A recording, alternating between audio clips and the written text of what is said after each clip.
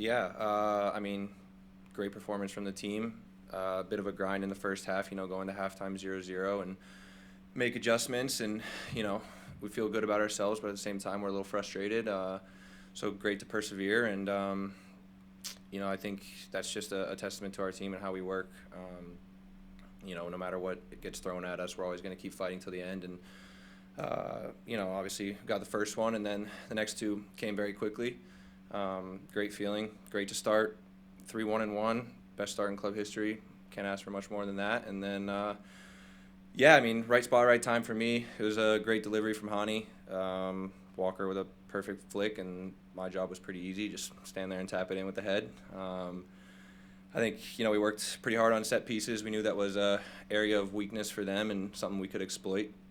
Kind of felt like we were due for a set piece goal, and just was in the cards, I guess. Thanks, Josh. We'll go ahead and start with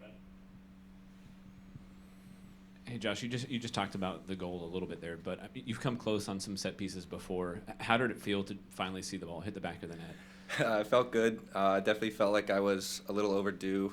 I think I hit crossbar last year in Miami, and then I think another post in Philly at home.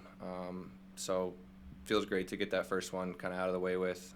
Special day too, my dad's birthday, so nice little birthday present for him. Josh, we talked to BJ, and he said a lot of the players, their numbers was called, right? And maybe you're not getting starts, at least not this season, and then all of a sudden you have to start tonight.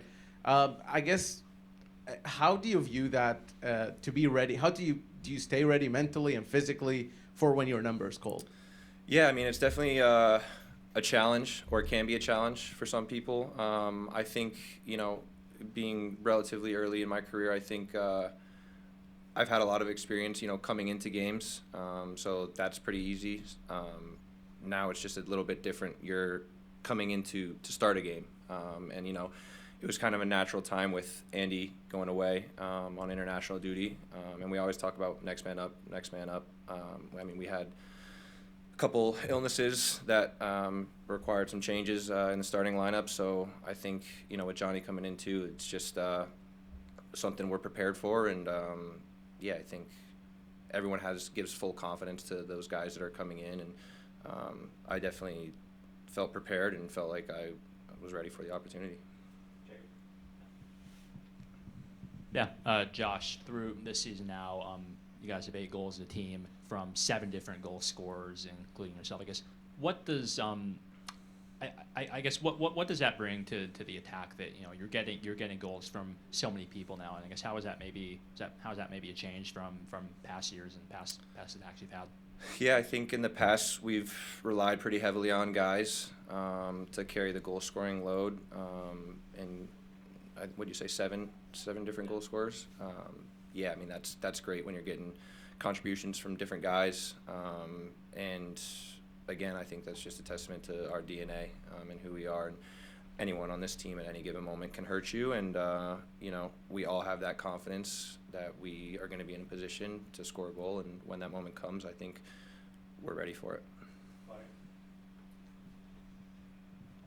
Josh, you mentioned some of it already, but it looks like you were kind of frustrated, the whole team, with the way that things were going in the first half. Seems like you dominated the game, but it just was not coming to you guys. How was that conversation in the break about changing things? I think it was positive because, like you said, we had a lot of possession. We kind of felt like we were dominating the game. They had a couple little moments. I think were a little uncharacteristic for us to give them, but on the whole, we felt like we were knocking. And I think just staying patient and trusting in the plan and staying positive. I think everyone was just saying, keep going. It's going to come. And also just the way they defend. There was a lot of man-to-man matchups, which is tough to sustain over 90 minutes. So we felt like they were going to wear down, and we were eventually going to break through, and that's what happened.